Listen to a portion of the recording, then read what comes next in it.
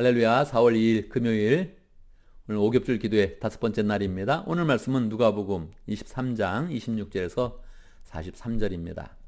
오늘은 성금요일을 맞이해서 말씀의 그런 본문도 예수님께서 직접 십자가의 그런 형장으로 끌려가시고 거기서 십자가에 매달려서 죽으시는 그런 과정이 기록되어져 있습니다.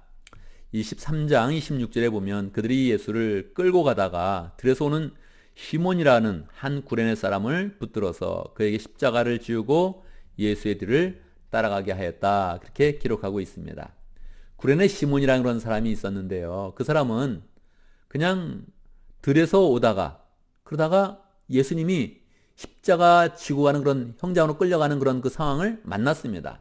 그런데 예수님은 당시 고문을 많이 받으시고 또 사람들에게 멸시를 받으시고 식사도 못 하시고 계속 그렇게 시달리시다가 너무너무 지쳐 있어서 이 십자가를 지고 갈 수 있는 힘이 없었던 것입니다. 당시는 사형수들이 자기의 십자가를 지고 그리고 형장으로 가게 되는데 근데 예수님은 그것을 갈 수가 없는 거예요. 그러니까 로마 병정들이 보다가 계속 채찍질을 더해서 빨리 걸어가라 이렇게 재촉을 하다가 결국 안 되겠구나 하는 것을 파악을 하게 된 것이죠. 그래서 구레네 사람 시몬이라는 사람에게 예수의 십자가를 대신 져라 이렇게 이야기했습니다. 여러분이 구레네 시몬의 그런 입장이라면 어떤 마음이 들겠습니까? 자기하고 상관도 없었는데 갑자기 사형수의 그런 십자가를 지고 그리고 거기까지 걸어가야 되는 그런 상황이 되면 어떻게 되겠습니까? 뭐 기본적으로 좋지는 않을 것입니다. 그런데 이 구레네 사람 시몬이 이 일을 하고 나서 믿음으로 크게 변화가 됩니다. 복음서에서는 이 구레네 시몬에 대해서 더 많은 그런 언급이 없지만 로마서에 보면 로마서 16장에 그의 아들 루포의 이름이 기록되어져 있습니다. 바울은 루포에 대해서 문안 인사를 하라고 이야기를 하면서 또 이야기하기를 루포의 어머니는 나의 어머니다 그렇게 이야기합니다. 무엇을 뜻합니까? 구레네의 그런 부인이 함께 이 사건을 통해서 예수님을 영접하고 교회의 그런 신실한 일꾼이 된 것을 의미합니다. 또 그의 그런 가정이 바울의 그런 사역을 지원하고 어머니라고 부를 만큼 따뜻하게 그렇게 사역했다는 것을 의미하고 있죠. 그 은혜 가운데서 아들들이 잘 자라서 교회의 그런 기둥인같이 쓰임을 받게 되는데 둘째 아들 루포는 로마 교회에서도 큰 그런 임무를 맡아서 교회의 그런 지도자가 되어서 많은 사람에게 은혜를 끼치는 그런 삶을 살게 되었던 것입니다. 그래서 우리의 그런 삶 가운데서도 어렵게 십자가를 지더라도 그것을 그냥 감내하면서 나아가면 하나님께서 우리의 인생과 우리의 그런 자녀들과 우리의 그런 가문을 크게 복되게 하는 것입니다. 예수님이 직접 십자가를 지시는 그런 과정은 굉장히 짧게 기록되어져 있습니다. 너무나 서글픈 그런 일이죠. 33절 보면 그들은 해골이라 하는 곳에 이르러서 거기서 예수님을 십자가에 달고 그 제수들도 그렇게 하였는데 하고서 그냥 지나가 버립니다. 달고 이런 한 말로 그냥 지나가게 되죠. 예수님이 십자가를 지실 때 어떤 그런 일이 일어났겠습니까? 패션 오브 크라이스트 같은 그 영화를 보면 자세히 나와 있지 않습니까? 예수님의 손을 확 펼치게 해서 무력으로 그냥 손을 뻗치게 해서 거기에 못을 대고 큰 못을 대고 못을 걷다 그렇게 막 박는 것입니다. 한 번 박는 것이 아니라 왼손에 밟고 오른손에 밟고 그리고 또 심지어는 발에도 박아서 이 십자가에 그냥 매달아 놓겠다. 못을 박아서 매달아 놓겠다 하고서 예수님을 십자가에 매달려서 예수님께서 십자가에서 6시간 동안 고통을 당하신 것입니다. 죄가 있으면 죄값을 받는다고 하겠지만 예수님은 죄가 없으시고 하나님의 아들이신데 도리어 우리를 대신하여서 죄를 지시면서 그러한 고난을 받으신 것입니다. 여러분 이러한 고난을 우리가 헤아릴 수 있는 그런 그 마음을 가져야 됩니다. 성경도 그냥 예수님을 십자가에 달고 하면서 그냥 지나가는 그런 모습이기 때문에 우리가 신경을 쓰지 않으면 예수님의 고난이 얼마나 심했는지 얼마나 고통스러웠는지 우리가 짐작을 하지도 못합니다. 나를 위해서 한 것이요 우리를 위해서 한 것인데 우리가 짐작도 하지 못하는 것이지요. 그래서 우리의 마음 가운데 늘 예수님의 고난에 동참하겠다는 그런 그 마음을 가져야 되는데 적극적인 방식도 있고 소극적인 그런 방식도 있습니다. 적극적인 방식이라는 것은 기꺼이 예수님의 고난에 동참하는 것입니다. 금식과 같은 것이 그런 것이죠. 내가 금식하면서 예수님의 배고픔을 알겠습니다. 이해합니다. 사람은 간사해서 고통을 쉽게 적극적으로 받아들이지 못합니다. 그래서 우리는 소극적으로라도 고통을 받아들여야 되는 것이지요. 저는 어제 갑작스럽게 신장 결석 때문에 고통을 받는 일이 있었습니다. 한시에 깨서 너무너무 고통스러워서 그것을 잘 고통을 달래면서 잠을 잤는데 결국 또 한번 잠을 잤습니다. 자서 4시쯤에 다시 일어났죠. 너무너무 고통스러워서 그때 고민을 했습니다. 오겹줄 기도회 이 장소로 나와야 되는가 아니면 병원 응급실로 가야 되는가 막 고민을 하고 4시 반쯤에는 더 이상 참을 수가 없어서 안 되겠다. 일단 응급실을 가야겠다. 그런 마음을 가졌죠. 그런데 조금 더 참았다가 지금 이곳에 오게 되니까 조금 더 고통이 없어지고 지금 참을 만한 그런 상황이 되었습니다. 이렇게 우리의 그런 삶 가운데서는 자기가 원하지 않았는데 고통을 받는 그런 상황을 맞이하게 되죠. 우리 인생은 여러 가지 번민과 고민과 고통을 그렇게 경험하게 됩니다. 그때마다 왜 나에게 이런 일이 있어야 돼? 이렇게 생각하지 않고 예수님께 나를 위해 고통받으셨는데 내가 이런 고통을 통해서 예수님의 고통을 조금이라도 헤아리게 되었습니다. 이렇게 믿음의 고백을 한다면 참으로 좋겠습니다. 로마 병정들은 예수님께 죽으시는 모습을 보면서 조금 고통을 감하게 해주려고 신포도주를 마시게 했습니다. 그런데 예수님은 한번 맛보시고 나서 이것은 마취제구나 생각을 하시고 다 마시지 않습니다. 예수님은 마취제 없이 온전한 그런 상태로 우리의 고통을 다 담당하시고 십자가 위에서 우리의 죄를 다 대속하시고 깨끗하게 인류의 모든 죄를 용서하시기 위해서 그냥 그대로 고난을 다 받으신 것입니다. 예수님의 십자가에는 제목이 쓰여져 있습니다. 무엇입니까? 38절에 보면 이는 유대인의 왕이다. 이렇게 쓴 제표가 붙어 있었다. 어떻게 해요?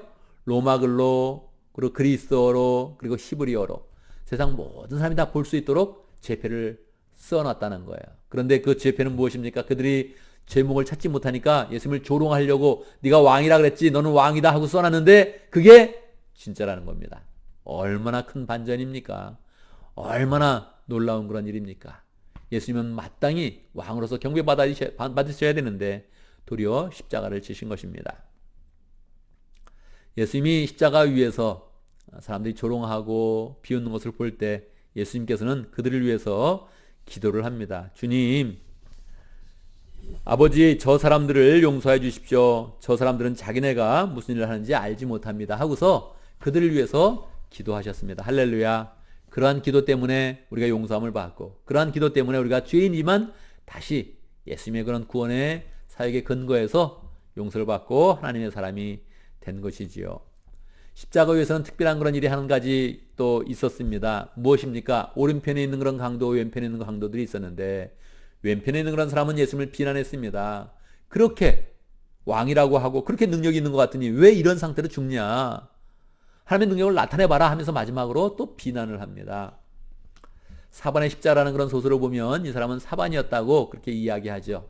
이스라엘 독립을 위해서 애썼던 사반이었다. 그렇게 소설을 쓴 그런 그 내용이 있지요.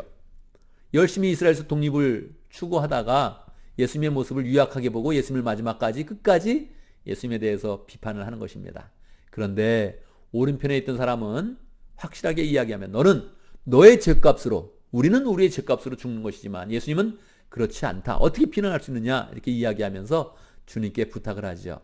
주님, 주님의 나라가 올 때에 임할 때에 나를 기억해 주십시오. 그렇게 이야기했더니 주님께서는 약속해 줍니다. 내가 진정으로 말한다. 너는 오늘 나와 함께 낙원에 있으리라. 그렇게 이야기해 줍니다. 여러분 마지막까지 그렇게 믿음을 지키는 것이 굉장히 중요합니다.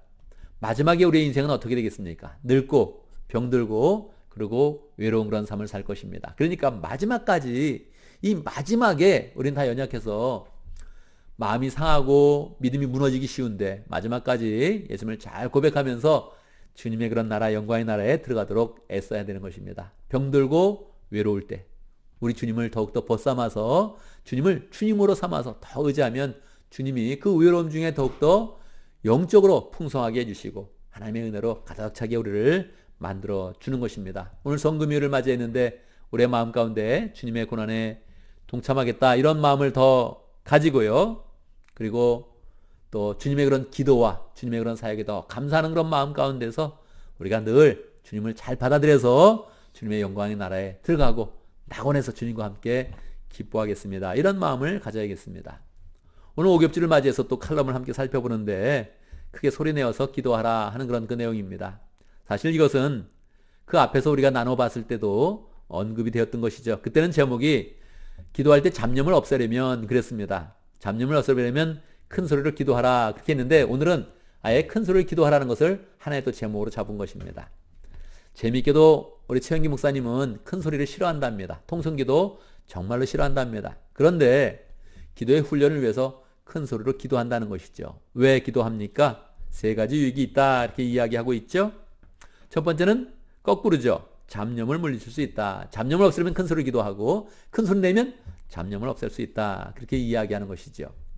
기도할 때 잡념이 있는가 생각해 보니까 저도 잡념이 있더라고요. 그런데 큰 소리 내면서 더 열정으로 하나님께 나아가서 잡념을 없애겠다 이런 마음을 가져봅니다. 두 번째는 기도의 내용이 정리가 된다 그렇게 이야기하고 있습니다. 여러분, 기도의 내용을 이렇게 막 정리하기 위해서 큰 소리를 기도합니까? 그렇습니다. 그렇기도 한데 조금 더 풍성하게 생각해 본다면 기도의 내용을 정리한다는 것은 무엇이냐면 예언을 받는 것입니다. 여러분, 예언을 잘하는 그런 사람이 있으면 여러분 예언 기도를 한번 받겠습니까?